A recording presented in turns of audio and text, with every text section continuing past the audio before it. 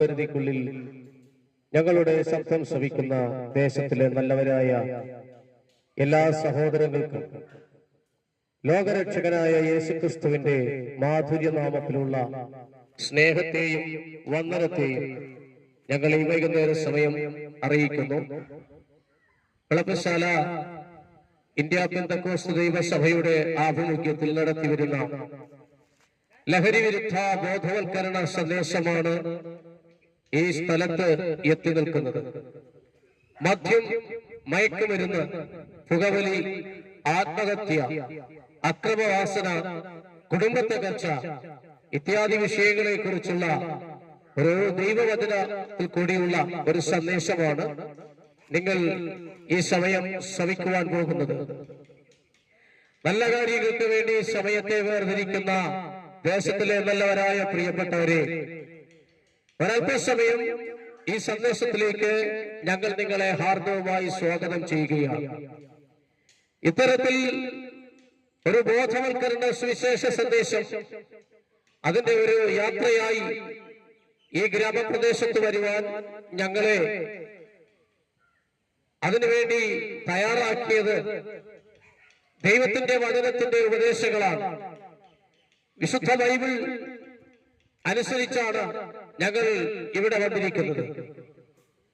ഏകദേശം 3000 വർഷങ്ങൾക്ക് മുമ്പ് എഴുതപ്പെട്ട ഒരു ദൈവവചന പുസ്തകമാണ് വിശുദ്ധ വേദപുസ്തകം.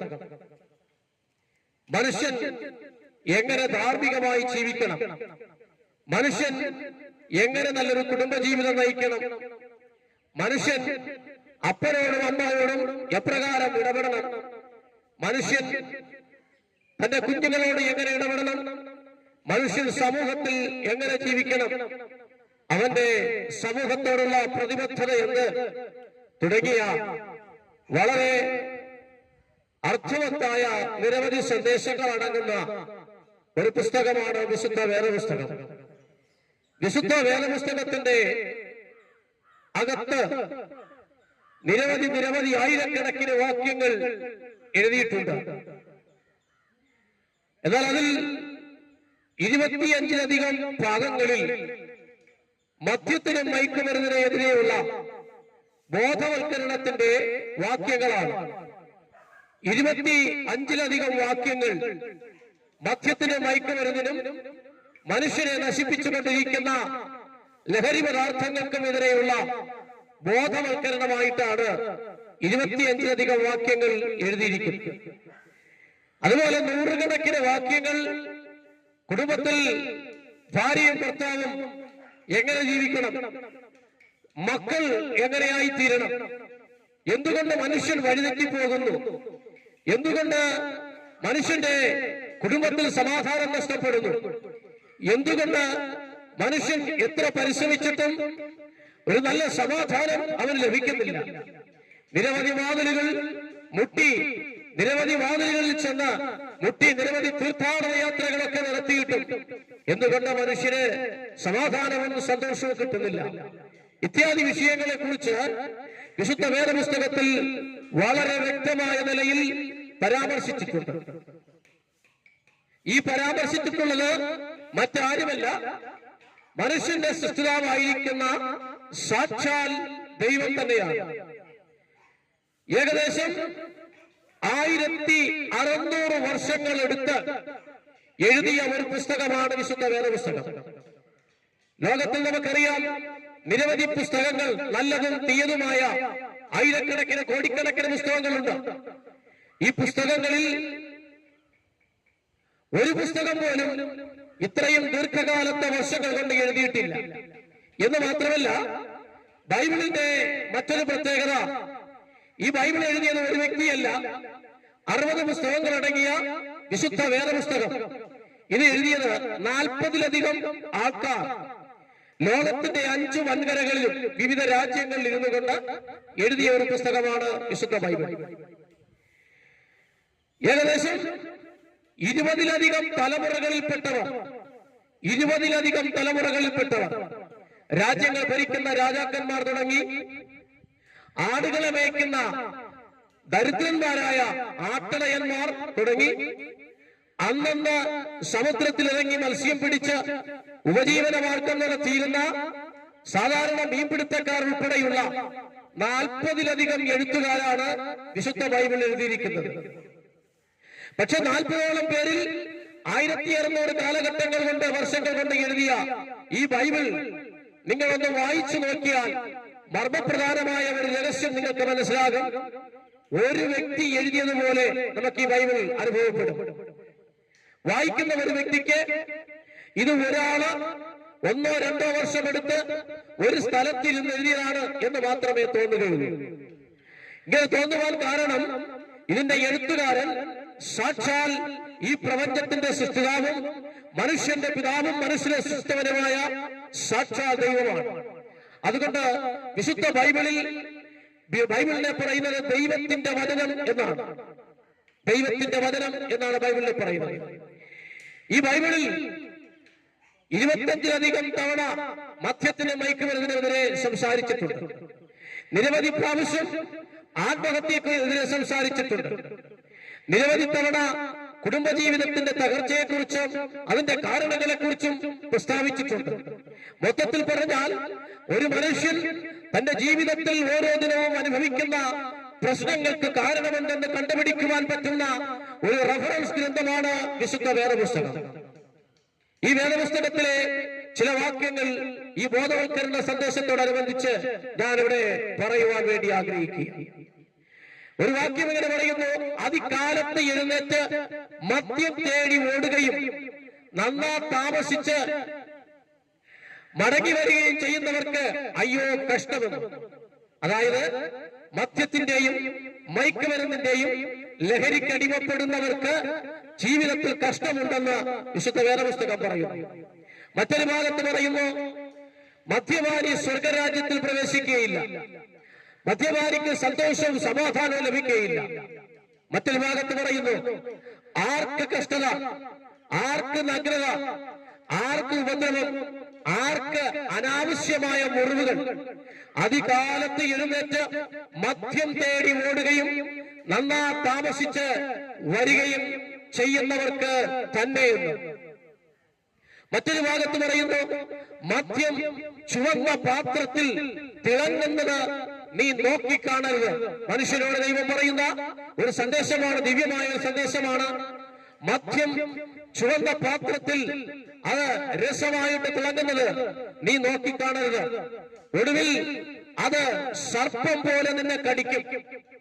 മദ്യത്തിന്റെ തിളക്കം കണ്ട് യൗവനത്തിലും കൗമാരത്തിലും അതിന്റെ ലഹരി ആസ്വദിക്കുവാൻ വേണ്ടി ഇറങ്ങിപ്പുറപ്പെട്ട ഒടുവിൽ മദ്യത്തിന്റെ പിടിയിലകപ്പെട്ട് അതിൽ നിന്നും രക്ഷ നേടുവാൻ കഴിയാത്ത മാനവകുലത്തോട് ദൈവം പറയുന്ന ഒരു സന്ദേശമാണ്: മദ്യം ചുവന്ന പാത്രത്തിൽ തിളങ്ങുന്നത് നീ നോക്കിക്കാണരുത്. ഒടുവിൽ സർപ്പം കടിക്കുന്നത് പോലെ മദ്യം നിന്നെ ഉപദ്രവിക്കും, നിന്നെ കടിക്കും.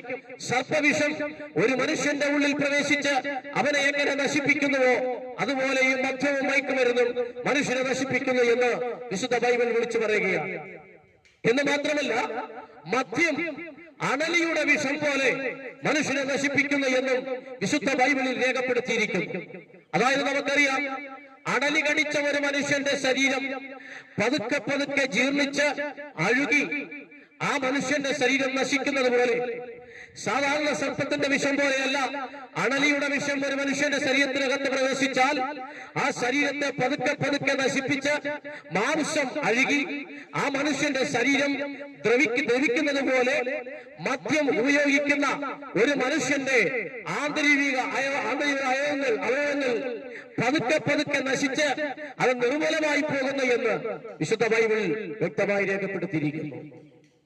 ആകയാൽ ഇത് ജനത്തോട് അറിയിക്കേണ്ടത് ഞങ്ങളുടെ ധാർമ്മികമായ ഉത്തരവാദിത്വമായതുകൊണ്ടാണ് ഈ നൂലിയോട് ദേശത്ത് ഈ ചെറിയ ഗ്രാമത്തിൽ വന്നു നിന്ന ഞങ്ങളുടെ സഹോദരങ്ങളോട് ഈ സന്ദേശം ഞങ്ങൾ അറിയിക്കുന്നു. ആകയാൽ ഞങ്ങളുടെ സന്ദേശം ഒരൽപ്പം ശ്രദ്ധിക്കുവാൻ ഞങ്ങൾ ദൈവനാമത്തിൽ നിങ്ങളെ സ്വാഗതം ചെയ്യുകയാണ്. വിശുദ്ധ ബൈബിൾ ഒരു അത്ഭുത ഗ്രന്ഥമാണ്. വിശുദ്ധ ബൈബിൾ മദ്യത്തിന് മയക്കുമരുന്നിനെതിരെ മാത്രമല്ല ആത്മഹത്യക്കെതിരെ സംസാരിക്കുന്നുണ്ട്. ആത്മഹത്യ ചെയ്യുന്നത് പാപമാണെന്നും അത് ദൈവം ഇഷ്ടപ്പെടുന്നില്ല എന്നും ദൈവത്തിന്റെ വചനത്തിൽ വ്യക്തമായി രേഖപ്പെടുത്തിയിരിക്കുന്നു. പ്രിയമുള്ളവരെ, ഒരു മനുഷ്യൻ ഭൂമിയിൽ ജീവിച്ച് അവന്റെ സന്തോഷം നഷ്ടപ്പെട്ട്, സമാധാനം നഷ്ടപ്പെട്ട്, അല്ലെങ്കിൽ കുടുംബജീവിതം തകർന്ന്, അതുമല്ലെങ്കിൽ മദ്യത്തിന് മയക്കുമരുന്നിനും അടിമപ്പെട്ട് രക്ഷപ്പെടുവാൻ കഴിയാതെ വരുമ്പോൾ, അതുമല്ലെങ്കിൽ മനുഷ്യന്റെ ശരീരത്തെ പിടിക്കുന്ന രോഗം മൂർച്ഛിച്ച് ഡോക്ടർമാരും വൈദ്യന്മാരും കൈവിടുമ്പോൾ, അതല്ലെങ്കിൽ മാനസിക നില തെറ്റി മാനസിക സമ്മർദ്ദം വർദ്ധിച്ച് തനിക്ക് തന്നെ താങ്ങുവാൻ കഴിയാത്ത ഒരു നിലയിലേക്ക് വരുമ്പോൾ മനുഷ്യൻ അവസാനമായി തേടിപ്പോകുന്ന ഒരു ആശ്രയമാണ് ആത്മഹത്യ അല്ലെങ്കിൽ മരണമെന്ന് പറയുന്നത്. എന്നാൽ വിശുദ്ധ വേദപുസ്തകം ആത്മഹത്യക്കെതിരെ വളരെ ശക്തമായി പ്രതികരിക്കുന്ന ഒരു പുസ്തകമാണ്. ആത്മഹത്യ ചെയ്യാൻ പാടില്ല. ജീവിതത്തിൽ ഏത് പ്രതിസന്ധിക്കും ഏത് പ്രശ്നത്തിനും നടുവിൽ അവർക്ക് സമാധാനം തരുന്ന, അവർക്ക് ഉത്തരം തരുന്ന ഒരു ദൈവമുണ്ടെന്ന് വെളിപ്പെടുത്തുന്ന പുസ്തകമാണ് വിശുദ്ധ വേദപുസ്തകം. എന്റെ ശബ്ദം ശ്രമിക്കുന്ന പ്രിയപ്പെട്ടവരെ, ഈ ലോകത്തിന്റെ വിവിധ കോണിൽ ലക്ഷക്കണക്കിന് കോടിക്കണക്കിന് യുവാക്കന്മാര് യുവതിമാര് തങ്ങളുടെ ജീവിതത്തിന്റെ അവസാന നിമിഷത്തിൽ സമാധാനം നഷ്ടപ്പെട്ട്, സന്തോഷം നഷ്ടപ്പെട്ട്, കുടുംബം തകർന്ന്, ഭാര്യയും ഭർത്താവും ഒരുമിച്ച് ചേർന്ന് പോകുവാൻ കഴിയാതെ ബന്ധങ്ങൾ തകർന്ന്, മാതാപിതാക്കളുടെ സ്നേഹം നഷ്ടപ്പെട്ടു, കടഭാരം വർദ്ധിച്ച് ലോകത്ത് പിടിച്ചു നിൽക്കുവാൻ കഴിയാതെ അവസാന നിമിഷത്തിൽ ആത്മഹത്യക്ക് വേണ്ടി ഒരു പിടി കയറോ ഒരു കുപ്പി വിഷമോ അല്ലോ ആശ്രയിച്ച്, അതല്ലെങ്കിൽ ശരീരത്തിൽ കൂടി ഒഴിക്കുന്ന പെട്രോളോ മണ്ണെണ്ണയോ അത് കത്തിച്ച് തീക്കിരയാക്കി ഈ ലോകത്ത് നിന്ന് മാറ്റപ്പെടുന്ന അവസാന സമയങ്ങളിൽ ഞങ്ങൾ പ്രസംഗിക്കുന്ന യേശുക്രിസ്തുവിന്റെ ഈ സുവിശേഷ സന്ദേശം അവർക്ക് അനുഗ്രഹവും നിത്യജീവൻ പ്രദാനം ചെയ്യുന്നതായും മാറിയിട്ടുണ്ട്.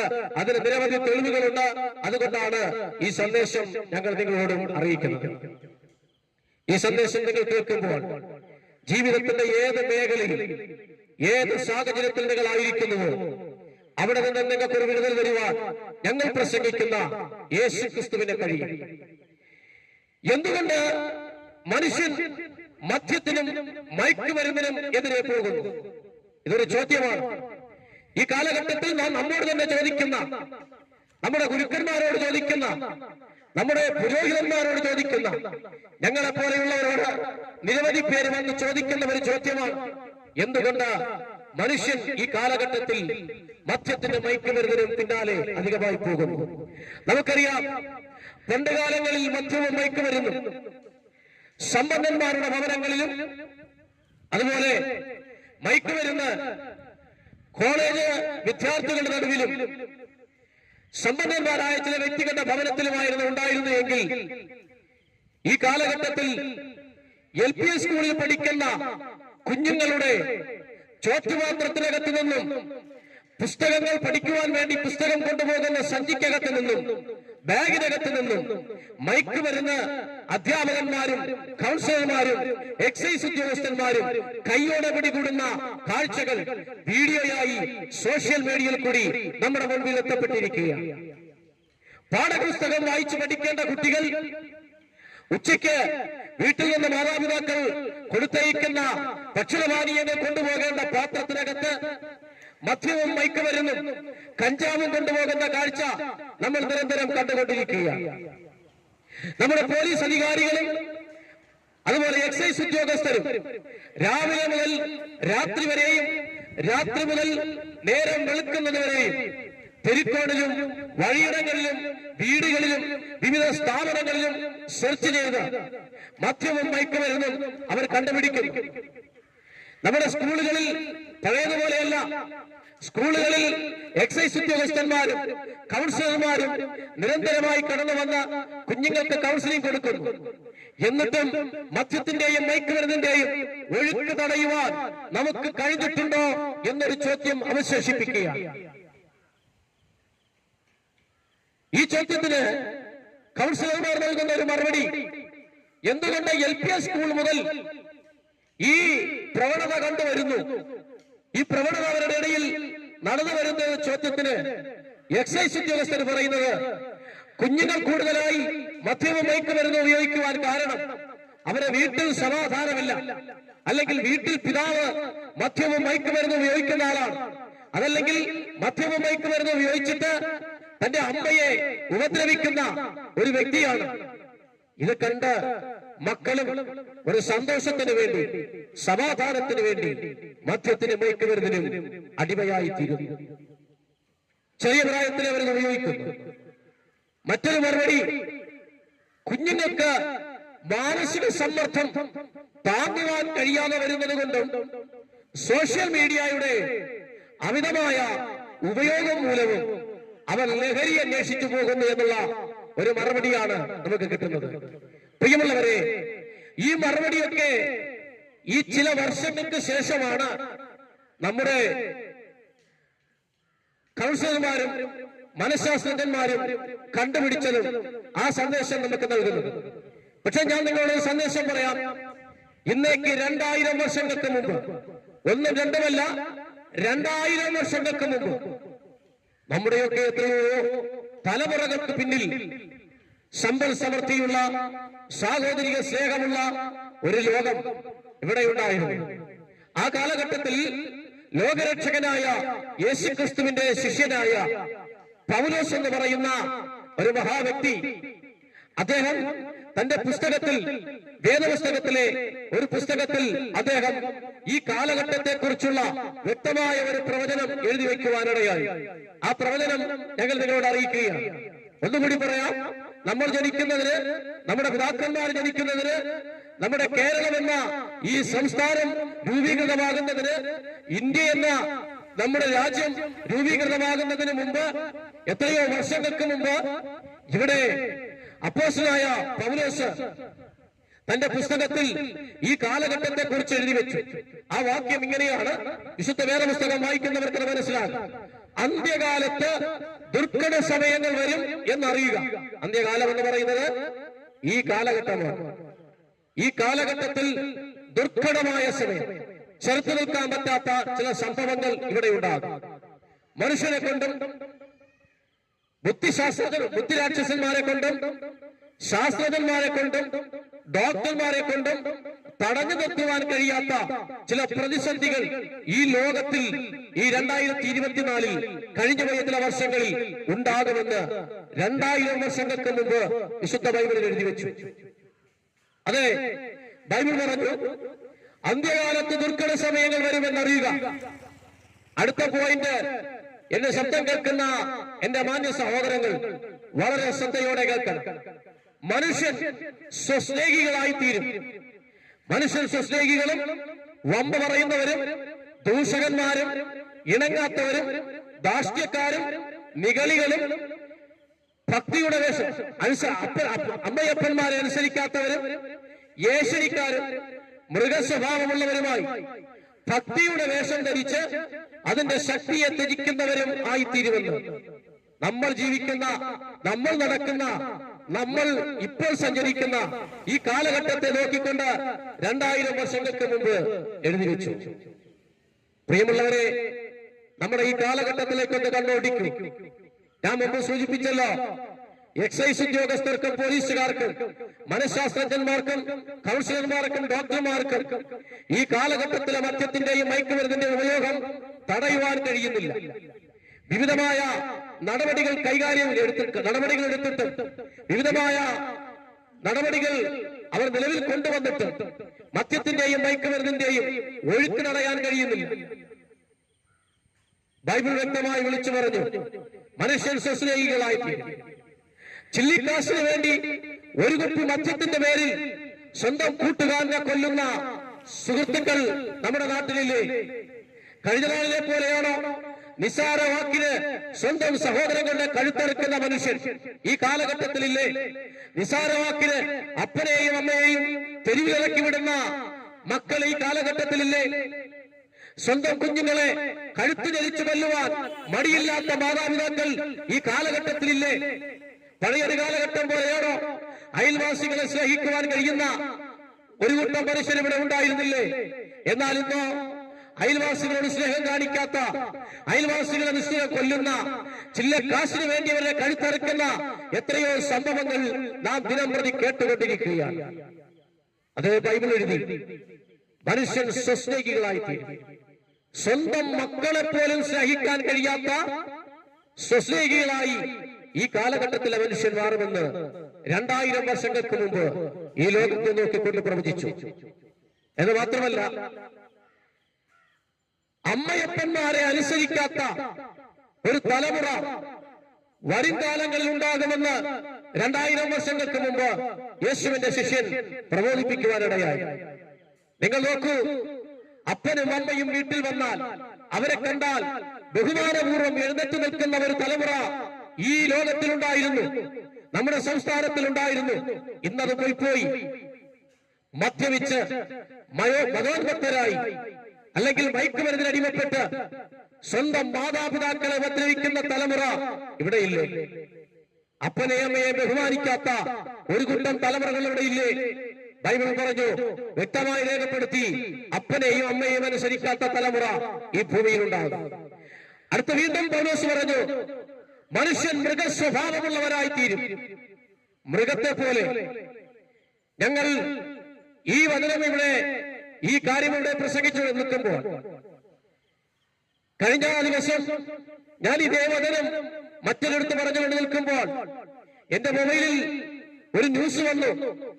തമിഴ്നാട്ടിൽ മദ്യത്തിനുള്ള പൈസ ചോദിച്ചിട്ട് കൊടുക്കാത്തത് കൊണ്ട് 45 വയസ്സുള്ള ഒരു പിതാവ് തന്റെ ഭാര്യയെയും 2 കുഞ്ഞുങ്ങളെയും അടിച്ച് വാട്ടർ ടാങ്കിനകത്ത് അകത്തിട്ട് അവരെ കൊന്നുകളഞ്ഞു.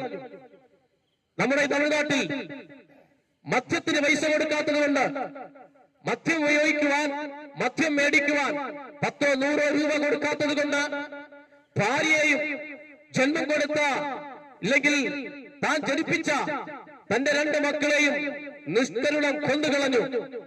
ഇതുപോലെ എത്രയെത്ര വാർത്തകൾ നമ്മുടെ കേരളത്തിൽ നമ്മൾ കേട്ടിരിക്കുന്നു. ബൈബിൾ പറഞ്ഞു, മനുഷ്യൻ മൃഗ സ്വഭാവമുള്ളവരായി മാറും. ജന്മം കൊടുത്ത മാതാവിനെ വിവാഹം കഴിക്കുന്നവരുടെ വാർത്തകൾ നാം വായിച്ചുകൊണ്ടിരിക്കുകയല്ലേ? മക്കളെ വിവാഹം കഴിക്കുന്നവർ, പുരുഷൻ പുരുഷനെ വിവാഹം കഴിക്കുന്നു, സ്ത്രീ സ്ത്രീയെ വിവാഹം കഴിക്കുന്നു. ബൈബിൾ വ്യക്തമായി എല്ലാം രേഖപ്പെടുത്തി, 2000 വർഷങ്ങൾക്ക് മുമ്പ് രേഖപ്പെടുത്തി വെച്ചു. മനുഷ്യൻ മൃഗസ്വഭാവം ഉള്ളവരായിത്തീരും. എന്തുകൊണ്ടാണ് ഇങ്ങനെ ഒരു കാലഘട്ടം എഴുന്നേൽക്കുന്നത്? അപ്പനെയും അമ്മയെ ബഹുമാനിക്കാത്ത, അനുസരിക്കാത്ത തലമുറ, മദ്യത്തിന് മയക്കുമരുന്നിനും അടിമപ്പെടുന്ന തലമുറ. വിശുദ്ധ വേദപുസ്തകത്തിൽ ഒരു ഭക്തൻ ഇങ്ങനെ എഴുതി വെച്ചു, അയ്യോ, ഈ തലമുറയുടെ കണ്ണുകൾ എത്ര ഉയർന്നിരിക്കുന്നു, ഈ തലമുറയുടെ കണ്ണുകൾ എത്ര ഉയർന്നിരിക്കുന്നു. അതായത് അഹങ്കാരമുള്ള ഒരു തലമുറ ഈ കാലഘട്ടത്തിൽ എഴുന്നേറ്റിരിക്കുകയാണ്. എന്റെ ശബ്ദം ശ്രമിക്കുന്ന പ്രിയമുള്ളവരെ, എന്തുകൊണ്ടാണ് ഇങ്ങനെയൊക്കെ സംഭവിക്കുന്നത്? നമുക്ക് പിടിച്ചു കെട്ടുവാൻ കഴിയാത്ത മഹാമാരികളല്ലേ ഓരോ ദിവസവും നടന്നുകൊണ്ടിരിക്കുന്നത്. ഈ കാര്യങ്ങളെല്ലാം ഒരു സംഭവത്തിലേക്ക് വഴിവെക്കുകയാണ്, വിരൽ ചൂണ്ടുകയാണ്. അത് എന്താണെന്ന് ചോദിച്ചാൽ അതുകൂടി പറഞ്ഞ് ഞാൻ എന്റെ വാക്കുകൾക്ക് വിരാമം കുറിക്കുവാൻ വേണ്ടി ആഗ്രഹിക്കുകയാണ്. ഈ സംഭവങ്ങളെല്ലാം വർദ്ധിച്ചു വരുന്ന ലഹരിയുടെ ഉപയോഗം, മനുഷ്യന്റെ മാനസിക നില തെറ്റുന്നതും, പിടിച്ചു നിർത്തുവാൻ കഴിയാത്ത രോഗങ്ങളും മരണങ്ങളും ഈ ഭൂമിയിലേക്ക് വരുന്നതിന്റെ പിന്നിൽ ഒരു രഹസ്യമുണ്ട്. അത് 2000 വർഷങ്ങൾക്ക് മുമ്പ് ലോകത്തിന്റെ രക്ഷകനായ, മനുഷ്യന്റെ രക്ഷകനായ യേശുക്രിസ്തു ഇങ്ങനെ പറഞ്ഞു, ഈ ലോകം അവസാനിക്കുവാൻ പോകുകയാണ്. ഈ ലോകത്തിന് അവസാനമുണ്ട്. 15 വർഷങ്ങൾക്ക് മുമ്പ് ഞങ്ങളെ പോലെയുള്ള ആൾക്കാർ ഈ കാര്യം വചനത്തിൽ നിന്നെടുത്ത് പ്രസംഗിക്കുമ്പോൾ ഒരു കൂട്ടം ആൾക്കാർ കളിയാക്കിയിരുന്നു. സമ്പൽ സമൃദ്ധിയുള്ള ഈ ഭൂമി നശിക്കുകയോ, ഈ ലോകം നശിക്കുകയോ?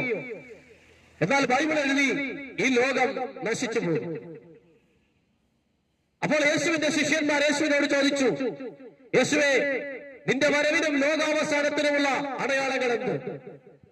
അന്ന് 2000 വർഷങ്ങൾക്ക് മുമ്പ് യേശു പറഞ്ഞ സംഭവങ്ങളാണ് ഇന്ന് നടന്നുകൊണ്ടിരിക്കുന്നത്. ഇന്ന് നടക്കുന്ന സകല സംഭവങ്ങളും യേശു പറഞ്ഞ ആ ഒരു വാക്കാണ്. അതിനർത്ഥം ഈ ലോകം നശിക്കുവാൻ പോകുന്നു. നമുക്കറിയാം, ലോകത്തിലെ ഏറ്റവും വലിയ ശാസ്ത്രശാഖയാണ് അമേരിക്കയിലെ നാസ എന്ന് പറയുന്ന ശാസ്ത്രശാഖ. നാസ ഈ അടുത്ത കാലത്ത് 1-2 വർഷങ്ങൾക്ക് മുമ്പ് പുറത്തുവിട്ട ഒരു ഭീതിപ്പെടുത്തുന്ന ഒരു സംഭവമുണ്ട്. അവർ പറയുന്നത് ഈ ഭൂമി നശിച്ചു പോകും. അതുകൊണ്ട് അവർ തന്നെ തീരുമാനിച്ചു, ഈ ഭൂമിയും ഭൂമിയിലുള്ള മനുഷ്യരും ഇഴജാതികളും മൃഗങ്ങളും സസ്യങ്ങളും ഭവനങ്ങളും എല്ലാം നശിച്ചു പോകുന്ന സമയം ഏറ്റവും അടുത്തിരിക്കുകയാണ്.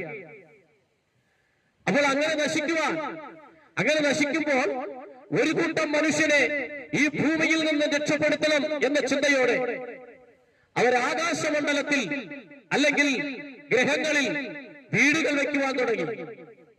ഞാൻ ഈ കാര്യം ഇവിടെ പ്രസംഗിച്ചുകൊണ്ട് നിൽക്കുമ്പോൾ നമ്മുടെ ഇന്ത്യ ഉൾപ്പെടെയുള്ള രാജ്യങ്ങളിൽ നിന്ന് നൂറുകണക്കിന് കോടീശ്വരന്മാർ, നൂറുകണക്കിന് ലക്ഷക്കണക്കിന് ഡോളർ ഈ നാസ എന്ന് പറയുന്നവരുടെ നിർമ്മിക്കുന്ന ആകാശമണ്ഡലത്തിൽ ഗ്രഹങ്ങളിൽ വീടുകൾ പണിയുന്ന ഈ അവർക്ക് കൊടുത്ത് അവർ ബുക്ക് ചെയ്തിരിക്കുകയാണ്. എന്തിനാണെന്ന് അറിയാമോ? ഈ ഭൂമി നശിച്ചാൽ മനുഷ്യന്റെ നിലനിൽപ്പിന് വേണ്ടി, മനുഷ്യരാശിയുടെ നിലനിൽപ്പിന് വേണ്ടി ഒരു കൂട്ടം ആൾക്കാരെ ഇവിടെ നിന്ന് മറ്റൊരു ഗ്രഹത്തിലേക്ക് കൊണ്ടുപോകണമെന്ന്. നാസ എന്ന ശാസ്ത്രശാഖ ഇപ്പോഴാണ് വീടുകൾ പണി ആരംഭിച്ചതെങ്കിലും, ചില ഭവനത്തിന്റെ പണികൾ പൂർത്തീകരിച്ചെങ്കിലും 2000 വർഷങ്ങൾക്ക് മുമ്പ്, വ്യക്തമായി പറഞ്ഞാൽ 2500 വർഷങ്ങൾക്ക് മുമ്പ് നഹൂം എന്ന് പറയുന്ന ഒരു പ്രവാചകൻ വേദപുസ്തകത്തിൽ എഴുതി വെച്ചു, നീ കഴുകനെ പോലെ ചിറകടിച്ചുയർന്നാലും നക്ഷത്രങ്ങളിൽ കൂടുവെച്ചാലും ഞാൻ അവിടെ നിന്നും നിന്നെ താഴെ ഇറക്കും. അതായത് നക്ഷത്രമണ്ഡലത്തിൽ വീടുകൾ പണിയുമെന്ന് 2500 വർഷങ്ങൾക്ക് മുമ്പ് ബൈബിളിൽ എഴുതി വെച്ചു. കാരണം എന്താണ്? ഈ ഭൂമി നശിച്ചു പോകും. പ്രിയമുള്ളവരെ, ഈ ഭൂമി നശിച്ചു പോകുന്നതിന് മുമ്പ് ഒരു വലിയ സംഭവം നമ്മുടെ ഈ ലോകത്ത് നടക്കാൻ പോവുകയാണ്. അതുകൂടി പറഞ്ഞ് ഞാൻ എന്റെ വാക്കുകൾക്ക് വിരാമമിടാം. ഈ ലോകം നശിക്കുന്നതിന് മുമ്പ് ഇവിടെ വലിയൊരു സംഭവം നടക്കാൻ പോവുകയാണ്. നാം ഈ കാലഘട്ടത്തിൽ കണ്ട ഏറ്റവും വലിയൊരു സംഭവമാണ് ഈ അടുത്ത കാലത്തുണ്ടായ കോവിഡ് എന്ന് പറയുന്ന മഹാവ്യാധി. കോടിക്കണക്കിന് ആൾക്കാരെ കൊന്നത് ഒഴുക്കിയ, ബലവാന്മാരെയും ബലഹീനരെയും, ധനവാന്മാരെയും ദരിദ്രനെയും, വെളുത്തവരെയും കറുത്തവരെയും, വിദ്യാസമ്പന്നന്മാരെയും ആരോഗ്യവാന്മാരെയും ആരോഗ്യമില്ലാത്തവരെയും ഒരുമിച്ച് കൊന്നൊടുക്കിയ ഒരു വലിയ വ്യാധിയായിരുന്നു കോവിഡ് എന്ന് പറയുന്ന ഒരു രോഗം. എന്നാൽ നാം ഇനി കാണാൻ പോകുന്ന ഈ വലിയ സംഭവം കോവിഡ് അല്ല, മറിച്ച് ഒരു വലിയ സംഭവം നമ്മൾ കാണാൻ പോവുകയാണ്. അത് ബൈബിൾ നേരത്തെ എഴുതി വെച്ചിട്ടുണ്ട്. എന്താണ് ആ വലിയ സംഭവം എന്നറിയാമോ? അത് മറ്റൊന്നുമല്ല, 2000 വർഷങ്ങൾക്ക് മുമ്പ് പ്രസംഗിക്കുന്ന എന്റെയും കേൾക്കുന്ന നിങ്ങളുടെയും ലോകത്തിലെ മുഴുവൻ മനുഷ്യന്റെയും പാപത്തിന്റെ പരിഹാരത്തിന് വേണ്ടി, മോക്ഷത്തിന് വേണ്ടി ഈ ഭൂമിയിൽ സ്വർഗീയ മഹിമകളെ വെടിഞ്ഞു വന്ന സാക്ഷാൽ ദൈവപുത്രനായ യേശുക്രിസ്തു സകല മനുഷ്യന്റെയും പാപങ്ങളെ വഹിച്ചുകൊണ്ട് ക്രൂശിൽ മരിച്ച് അടക്കപ്പെട്ട 3-ാം നാൾ ഉയർത്തെഴുന്നേറ്റു, സ്വർഗത്തിലേക്ക് കയറിപ്പോയി. ഇനി വരുവാൻ പോകുന്ന വലിയ സംഭവം, ആ യേശുക്രിസ്തു ഒരു കൂട്ടം മനുഷ്യനെ ഈ ഭൂമിയിൽ നിന്ന് മറ്റൊരു ഗ്രഹത്തിലേക്ക് കൊണ്ടുപോകുവാൻ വേണ്ടി, അതായത് സ്വർഗം എന്ന് പറയുന്ന വാസസ്ഥലത്തേക്ക് കൊണ്ടുപോകുവാൻ വേണ്ടി ഈ ഭൂമിയിലേക്ക് ഇറങ്ങി വരുവാൻ പോവുകയാണ്. ഇത് നമ്മുടെ ലോകം കാണുന്ന ഏറ്റവും വലിയ സംഭവം യേശുക്രിസ്തു എന്ന ദൈവപുത്രന്റെ മടങ്ങിവരവാണ്. സാക്ഷാൽ യേശുവിന്റെ മടങ്ങിവരവാണ്. ഞങ്ങൾ ഈ സുവിശേഷം, ഈ ബോധവൽക്കരണം ഇവിടെ നടത്തുന്നതിന്റെ പ്രധാന ലക്ഷ്യം, പ്രിയമുള്ളവരെ, മരണം കൊണ്ട് അവസാനിക്കുന്നതല്ല മനുഷ്യന്റെ ജീവിതം. ആത്മഹത്യ കൊണ്ട് അവസാനിക്കുന്നതല്ല മനുഷ്യന്റെ ജീവിതം. മരണത്തിനപ്പുറം നിത്യമായ ഒരു ജീവിതമുണ്ട്. വേദപുസ്തകം പറയുന്നു, മരണം എന്ന് പറയുന്നത് ഒരു വാതിലാണ്, മറ്റൊരു ലോകത്തിലേക്ക് പ്രവേശിക്കുവാനുള്ള ഒരു തിരശ്ശീല. വീട്ടിന്റെ മുമ്പിലിരിക്കുന്ന ഒരു വ്യക്തി ഒരു ഡോർ തുറന്ന് ബെഡ്റൂമിലേക്ക് പ്രവേശിക്കുന്നത് പോലെ മനുഷ്യൻ മറ്റൊരു ലോകത്തിലേക്ക് പ്രവേശിക്കുന്നതാണ് മരണം എന്ന് പറയുന്ന വസ്തുത. പ്രിയമുള്ളവരെ, മരണം കൊണ്ട് നമ്മുടെ ജീവിതം അവസാനിക്കുന്നില്ല എന്ന് ബൈബിൾ വ്യക്തമായി പറയുന്നു. ഒരു മനുഷ്യൻ ഈ ഭൂമിയിൽ ആഡംബരത്തോടെ ജീവിച്ചു. താൻ സമ്പാദിച്ച സമ്പാദ്യമെല്ലാം കൊണ്ടുവന്ന് കളപ്പുരയിൽ കൂട്ടിവെച്ചിട്ട് അവൻ ഇങ്ങനെ പറഞ്ഞു, തിന്നുക, കുടിക്കുക, ആനന്ദിക്കുക. ഉടനെ തന്നെ സ്വർഗത്തിൽ നിന്ന് ശബ്ദം കേട്ടു, മൂഢ, ഇന്ന് രാത്രി നിന്റെ പ്രാണനെ ഞാൻ നിന്നോട് ചോദിക്കും, നീ ഒരുക്കി വെച്ചതൊക്കെ ആർക്കാണ്? ലോകത്തിലെ ആഡംബരത്തിന് വേണ്ടി മരണം കൊണ്ടല്ല അവസാനിക്കുന്നു എന്ന് ചിന്തിക്കുന്ന പ്രിയപ്പെട്ടവരെ, നമ്മളോട് നമ്മുടെ സൃഷ്ടിതാവായ ദൈവം ചോദിക്കുന്ന ഒരു ചോദ്യമാണ്, ഇന്ന് നീ മരിച്ചാൽ നിന്റെ നിത്യത എവിടെയായിരിക്കും? സ്വർഗത്തിലോ അതോ നരകത്തിലോ? മനുഷ്യന് വേണ്ടി രണ്ട് സ്ഥലങ്ങൾ ദൈവം ഒരുക്കിയിരിക്കുന്നു, ഒന്ന് നരകം, മറ്റൊന്ന് സ്വർഗം. വേദപുസ്തകം പറയുന്നു, ഇന്ന് നീ അവന്റെ ശബ്ദം കേൾക്കുന്നുവെങ്കിൽ ഹൃദയത്തെ കഠിനപ്പെടുത്തരുത്. യേശുവിന്റെ രക്ഷയുടെ സന്ദേശം ഇന്ന് കേൾക്കുന്നുവെങ്കിൽ ഹൃദയത്തെ കഠിനപ്പെടുത്തരുത്. യേശുവിന് വേണ്ടി ജീവിതം സമർപ്പിച്ചു കൊടുക്കണം. ഞാൻ എന്റെ വാക്കുകൾ നിർത്തുവാൻ വേണ്ടി ആഗ്രഹിക്കുന്നു. ബൈബിൾ പറയുന്നു, മറ്റൊരുത്തനിലും രക്ഷയില്ല. നാം രക്ഷിക്കപ്പെടുക ആകാശത്തിന്റെ കീഴിൽ മനുഷ്യരുടെ ഇടയിൽ നൽകപ്പെട്ട വേറെ നാമവും. ഞങ്ങൾ ഇവിടെ നിന്ന് പ്രസംഗിക്കുമ്പോൾ ദീർഘമായ ചില വർഷങ്ങൾക്ക് മുമ്പ് ജീവിതത്തിൽ സമാധാനമില്ലാതെ വീട് വിട്ട്, ചെറിയ പ്രായത്തിൽ വീട് വിട്ട് നാട് വിട്ടുപോയി. ഈ ലോകത്തിലെ മദ്യത്തിനും മയക്കുമരുന്നിനും അടിമപ്പെട്ട് എങ്ങനെയെങ്കിലും ജീവിതം ഒന്നും നശിച്ചാൽ മതി എന്ന ചിന്തയിൽ ജീവിച്ച് എല്ലാ പ്രതീക്ഷകളും നഷ്ടപ്പെട്ടപ്പോൾ, ഒരു രോഗിയായി വീട്ടിന്റെ ഉള്ളറകളിൽ കഴിഞ്ഞപ്പോൾ, എല്ലാവരും കൈവിട്ടപ്പോൾ ഈ യേശുവിന്റെ സ്നേഹം എന്നെ തേടി വന്നു. എന്റെ മാതാപിതാക്കളോ എന്റെ സഹോദരങ്ങളോ ആരും യേശുവിനെ അറിഞ്ഞവരോ ആരാധിച്ചവരോ അല്ല. പക്ഷേ എല്ലാ മനുഷ്യരും എന്നെ കൈവിട്ടപ്പോൾ യേശുവിന്റെ സ്നേഹം എന്നെ തേടി വന്നു. നിങ്ങൾ ഇരിക്കുന്ന സ്ഥാനത്ത് യേശുവിന്റെ സ്നേഹം നിങ്ങളെ തേടി വരികയാണ്. ഇന്ന് രാത്രി നിങ്ങൾ ഈ ലോകത്തു നിന്ന് മാറ്റപ്പെട്ടാൽ നിങ്ങളുടെ നിത്യത എവിടെയായിരിക്കും? ഒന്നുകൂടി ഞാൻ പറയുന്നു, ദൈവം പറഞ്ഞു, മരണം കൊണ്ട് മനുഷ്യന്റെ ജീവിതം അവസാനിക്കുന്നില്ല. ഒരു നിമിഷം ഞാൻ നിങ്ങൾക്ക് വേണ്ടി പ്രാർത്ഥിക്കുവാൻ ആഗ്രഹിക്കുകയാണ്. ഇന്നേക്ക് 2000 വർഷങ്ങൾക്ക് മുമ്പ് സ്വർഗത്തിൽ അഗ്നിമയമായ സിംഹാസനത്തിൽ ദൂതന്മാരാൽ ആരാധിക്കപ്പെട്ട ദൈവമായ ദൈവപുത്രനായ യേശുക്രിസ്തു നമ്മുടെ പാപങ്ങൾ, നമ്മുടെ കഷ്ടതകൾ, സമാധാനമില്ലാത്ത നമ്മുടെ അവസ്ഥകൾ കണ്ടിട്ട് നമ്മെപ്പോലെ ഒരു മനുഷ്യനായി ഒരു വഴിയമ്പലത്തിൽ ജനിച്ച് പുൽത്തൊട്ടിയിൽ കിടന്ന് അവൻ വളർന്നു. സാക്ഷാൽ ദൈവം 33.5 വയസ്സുവരെ ഒരു മനുഷ്യനായി ഭൂമിയിൽ ജീവിച്ചു. നന്മ സുവിശേഷിച്ചു, രോഗികളെ സൗഖ്യമാക്കി, ഭൂതങ്ങളെ പുറത്താക്കി, മരിച്ചവരെ എഴുന്നേൽപ്പിച്ചു, താൻ ദൈവമാണെന്ന് പ്രസ്താവിച്ചു, ഈ ലോകത്ത് ജീവിച്ചു. 33.5 വയസ്സിൽ ഈ പ്രസംഗം കേൾക്കുന്ന നിങ്ങളുടെ പാപത്തിന്റെ പരിഹാരത്തിന്, സ്നേഹിത, സമാധാനമില്ലാതെ സമാധാനത്തിന് വേണ്ടിയല്ലേ നീ മദ്യപിക്കുന്നത്?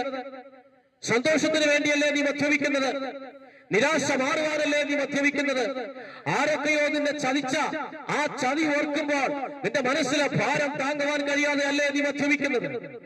എന്നാൽ നിനക്ക് സമാധാനം തരുവാൻ, സന്തോഷം തരുവാൻ യേശു ഒരു മനുഷ്യനായി ജീവിച്ചു. നിന്റെ പാപത്തെ വഹിച്ചുകൊണ്ട് ക്രൂശിൽ മരിച്ചു, 3-ാം ദിവസം ഉയർത്തെഴുന്നേറ്റു. ആ കാലഘട്ടത്തിലെ മനുഷ്യൻ മൃഗങ്ങളെയും പക്ഷികളെയും കഴുത്തറുത്ത് ആ രക്തം നിലത്തൊഴുക്കി ദൈവത്തോട് പറയുമായിരുന്നു, കർത്താവേ, എനിക്കൊരു സമാധാനം തരണമേ. നമ്മുടെ ഭാരതത്തിൽ, നോർത്ത് ഇന്ത്യയിൽ ജീവിച്ചിരുന്ന ഒരു മനുഷ്യൻ ജീവിതത്തിൽ സമാധാനം കിട്ടാതെ മോക്ഷത്തിന് വേണ്ടി തന്റെ കുഞ്ഞിനെയും കൊണ്ട് ഈ രാജ്യം മുഴുവൻ അലഞ്ഞ ഒരു വാർത്ത നമ്മൾ വായിച്ചതാണ്. എല്ലാ ദേവാലയങ്ങളിലും അദ്ദേഹം കയറി. ഒരു മതത്തിന്റെയും ദേവാലയങ്ങൾ അദ്ദേഹം ഉപേക്ഷിച്ചില്ല. എല്ലായിടത്തും കടന്നു പ്രാർത്ഥിച്ചു, എനിക്ക് മോക്ഷം തരണമേ, എനിക്ക് സമാധാനം തരണമേ. പക്ഷെ അദ്ദേഹത്തിന് യാതൊരു ഉറപ്പും ഉണ്ടായില്ല തനിക്ക് പാപക്ഷമ കിട്ടിയെന്ന്, സമാധാനം കിട്ടിയെന്ന്. ഒടുവിൽ നമ്മുടെ അടുത്ത സംസ്ഥാനമായ തമിഴ്നാട്ടിൽ ചെന്ന് തന്റെ സ്വന്തം കുഞ്ഞിനെ, 12 വയസ്സ് പ്രായമുള്ള തന്റെ സ്വന്തം കുഞ്ഞിനെ കഴുത്തറുത്ത് കൊന്ന് ആ രക്തം നിലത്ത് വീഴ്ത്തി അദ്ദേഹം ഇങ്ങനെ പ്രാർത്ഥിച്ചു, എന്റെ കുഞ്ഞിന്റെ രക്തം കണ്ടിട്ടെങ്കിലും നീ എനിക്ക് സമാധാനം തരണമേ, എനിക്ക് രക്ഷ തരണമേ. സ്നേഹിത, സമാധാനവും സന്തോഷവും ഒരു മൃഗത്തിന്റെയോ മാംസമോ രക്തമോ കൊണ്ട് ലഭിക്കുന്നതല്ല. നിങ്ങൾ ഇരിക്കുന്ന സ്ഥാനത്തിരുന്ന് ഒന്ന് പ്രാർത്ഥിച്ചാൽ മതി, യേശുവേ, ഞാനൊരു പാപിയാണ്. നമ്മുടെ ഈ പ്രശ്നങ്ങൾക്ക് കാരണം നമ്മുടെ ജീവിതത്തിലെ പാവമാണ്. ഈ സമയം ഒന്ന് ഏറ്റു പറയാമോ? വചനം പറയുന്നു, അവനെ കൈക്കൊണ്ട് അവന്റെ നാമത്തിൽ വിശ്വസിക്കുന്ന ഏവർക്കും ദൈവമക്കളാകുവാൻ അവൻ അധികാരം കൊടുത്തു. യേശുവിനെ രക്ഷകനായി സ്വീകരിക്കാത്ത ഒരു മനുഷ്യൻ പിശാചിന്റെ മകനാണെന്ന് ബൈബിൾ പറയുന്നു. ആ പിശാചിന്റെ മകൻ എന്ന സ്ഥാനം മാറ്റി ദൈവത്തിന്റെ പൈതൽ എന്നൊരു സ്ഥാനം ഈ വൈകുന്നേരം നിങ്ങൾക്ക് തരാൻ ദൈവം ആഗ്രഹിക്കുക. അതിന് നിങ്ങൾ പണം മുടക്കേണ്ട യാതൊന്നും ചെയ്യണ്ട. നിൽക്കുന്ന സ്ഥലത്ത് നിന്ന് ഒന്ന് ദൈവത്തോട് പറഞ്ഞാൽ മതി, യേശുവേ, ഞാൻ പാപിയും മനം തകർന്നവനുമായ ഒരു വ്യക്തിയാണ്. എന്റെ പാപങ്ങളെ ക്ഷമിച്ച് അങ്ങയുടെ മകനായി മകളായി എന്നെ അംഗീകരിക്കണമേ. ഒന്ന് ഏറ്റു പറയാമോ? നിങ്ങളിത് പറയുമ്പോൾ തന്നെ സമാധാനവും സന്തോഷവും നിങ്ങളുടെ ഉള്ളിലേക്ക് ഇറങ്ങി വരും, നിങ്ങളുടെ വീട്ടിലേക്ക് ഇറങ്ങി വരും. പിശാച് തകർത്ത് കളഞ്ഞ് നിങ്ങളുടെ സമ്പത്തിനെ, നിങ്ങളുടെ സമാധാനത്തെ, കുടുംബ ബന്ധത്തെ യേശു സമാധാനത്തോടെ നിങ്ങൾക്ക് മടക്കി തരും. ഏറ്റു പറയാമോ? ഞാൻ നിങ്ങൾക്ക് വേണ്ടി പ്രാർത്ഥിക്കുവാൻ ആഗ്രഹിക്കുക. ഇതാ അകലെ കാൽവറിയിൽ ഒരു മനുഷ്യൻ ക്രൂശിക്കപ്പെട്ടവനായി കിടക്കുകയാണ്. അവൻ സാക്ഷാൽ ദൈവമാണ്. പക്ഷെ നമ്മളെ ഓർത്ത് നമ്മുടെ സമാധാനത്തിന് വേണ്ടി നമ്മുടെ ശിക്ഷ അവൻ സ്വയം ഏറ്റെടുത്തു. ആ കർത്താവിലേക്ക് സമർപ്പിക്കാമോ? എന്റെ ഈ ശബ്ദം കേൾക്കുമ്പോൾ ആരെങ്കിലും വീട്ടിനകത്തിരുന്ന് സമാധാനമില്ലാതെ, സന്തോഷമില്ലാതെ ഭാരപ്പെടുന്നുവെങ്കിൽ ഈ വൈകുന്നേരം യേശുവിന്റെ സമാധാനം നിങ്ങളുടെ ഉള്ളിലേക്ക് വരും. പലവട്ടം ആത്മഹത്യക്ക് ശ്രമിച്ചിട്ട് പരാജയപ്പെട്ട ഒരു വ്യക്തിയല്ലേ താങ്കൾ? കുടുംബത്തിൽ സമാധാനമില്ലാതെ, ഭാര്യയും ഭർത്താവും ഒരുമിച്ച് ചേർന്ന് പോകുവാൻ കഴിയാതെ, വഴക്കും വെല്ലുവിളികളുമായി എത്രയോ നാളുകളായി നിങ്ങൾ കഴിച്ചു കൂട്ടുന്നു. ഇന്ന് രാത്രി യേശുവിനൊന്ന് സമർപ്പിച്ചു കൊടുക്കൂ. നിങ്ങളുടെ ജീവിതത്തെ യേശു രക്ഷിക്കാൻ പോവുകയാണ്. നിങ്ങളുടെ ഉള്ളിൽ ദിവ്യമായ ഒരു സമാധാനം കടന്നു വരാൻ പോവുകയാണ്. ഈ ലോകം കണ്ട ഒരു വലിയ മനുഷ്യനാണ് സാധു സിംഗ്, സുന്ദർ സിംഗ് എന്ന് പറയുന്ന ഒരു സിഖ് വിഭാഗത്തിൽപ്പെട്ട ഒരു മനുഷ്യൻ. ബൈബിൾ കത്തിച്ച ഒരു മനുഷ്യൻ. മിഷണറിമാർ തന്നെ സ്കൂളിൽ വിതരണം ചെയ്ത ബൈബിളിലെ എല്ലാ വിദ്യാർത്ഥികളുടെ കയ്യിൽ നിന്നും വാങ്ങി മൈതാനത്ത് കൊണ്ടുവന്ന് അതിനെ പരസ്യമായി കത്തിച്ച ഒരു മനുഷ്യൻ. പക്ഷെ ജീവിതത്തിൽ സമാധാനമില്ലാതെ ഒടുവിൽ ആത്മഹത്യക്ക് വേണ്ടി ട്രെയിനിന് തലവെച്ച് മരിക്കുവാൻ കാത്തിരിക്കുന്ന സമയത്ത് അദ്ദേഹം യേശുവിന്റെ ശബ്ദം കേട്ടു. അതേ യേശു നിങ്ങളെയും വിളിക്കുകയാണ്. അതേ യേശു നിങ്ങളെ അന്വേഷിക്കുകയാണ്. സമാധാനം തരുവാൻ, സന്തോഷം തരുവാൻ, രോഗത്തിൽ നിന്ന് വിടിവിക്കുവാൻ, കടഭാരത്തിൽ നിന്ന് കയറകയറ്റുവാൻ യേശു നിങ്ങളെ മാടി വിളിക്കുകയാണ്. ആ യേശുവിന്റെ സ്നേഹത്തിൽ നിന്ന് സമർപ്പിച്ചു കൊടുക്കാമോ? ഞാൻ നിങ്ങൾക്ക് വേണ്ടി പ്രാർത്ഥിക്കുന്നു. ഞങ്ങളുടെ നല്ല ദൈവമേ, ഞങ്ങൾ ഈ ദേശത്തെ ദൈവകരങ്ങളിൽ ഏൽപ്പിക്കുന്നു. ഇവിടെ പാർക്കുന്ന എല്ലാ സഹോദരങ്ങൾക്കായി, ഞങ്ങളുടെ ശബ്ദം ശ്രമിക്കുന്ന സഹോദരി സഹോദരന്മാർക്കായി, മാതാപിതാക്കൾക്കായി, കുഞ്ഞുങ്ങൾക്കായി ഞങ്ങൾ പ്രാർത്ഥിക്കുന്നു. എല്ലാവരും ദൈവം അനുഗ്രഹിക്കണം. മദ്യത്തിന്റെ മയക്കുമരുന്നിന് അടിമപ്പെട്ട്, സമാധാനം നഷ്ടപ്പെട്ട്, രോഗത്താൽ ഭാരപ്പെട്ട്, സാമ്പത്തിക ബാധ്യതയാൽ തകർന്ന്, കുടുംബത്തിൽ സമാധാനമില്ലാതെ ആരൊക്കെ ആയിരിക്കുന്നുവോ യേശുവിന്റെ ആശ്വാസം അവരിലേക്ക് വരണമേ. മരണത്തെ മുഖാമുഖം കണ്ടിരിക്കുന്നവർക്ക് നിത്യപ്രകാശം ദൈവം കൊടുക്കണമെന്ന് പ്രാർത്ഥിക്കുന്നു. എല്ലാ മഹത്വവും എടുക്കണം യേശുവിൻ നാമത്തിൽ തന്നെ. നല്ല പിതാവേ, ആമേൻ. ഞങ്ങളുടെ ശബ്ദം ശ്രമിച്ച ദേശത്തിലെ എല്ലാ നല്ല സഹോദരങ്ങൾക്കും നന്ദി അറിയിക്കുന്നു. ദൈവം നിങ്ങളെ അനുഗ്രഹിക്കട്ടെ.